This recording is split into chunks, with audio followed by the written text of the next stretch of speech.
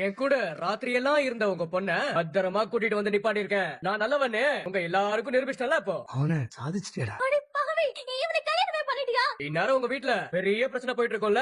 அதெல்லாம் உங்க அப்பா செய்ய மாட்டார். அப்படி செய்யறவரா இருந்தா நீ நானும் படம் பார்க்க போகும்போது தியேட்டர்ல மாட்டணும்ல. உங்க அண்ணன் கூட வீட்டுல போய் சொன்னானே, அப்ப தொங்கி இருக்கணும். அப்ப தொங்காதவரு இப்பெல்லாம் தொங்குறதுக்கு வாய்ப்பே இல்ல. என் பிளானு ரொம்ப சிம்பிள் அரசி. போனதுமே நீ தான் என்ன தேடி வந்தன்னு சொல்லுவேன். அது மட்டும் இல்லாம நைட்டு ஃபுல்லா நீ என் கூட தான் இருந்தன்னு சொல்லுவேன். நான் இல்லாம வாழவே முடியாதுன்னு சொன்னான்னு சொல்லுவேன். உன் கல்யாணம் நின்னு போகும். அந்த மாப்பிள உன் குடும்பத்துக்கு பெரிய கும்பிடா போட்டு ஓடியே போயிடுவான். நானும் இல்லாம அவனும் இல்லாம யோசிச்சு பாரு. அடுத்தது உன்னை கட்டிக்க ஆளே இல்லாம கடைசி வரைக்கும் நீ தனியா தான் இருந்து சாகணும். அதோட ஒரு பெரிய விஷயம் என்ன தெரியுமா?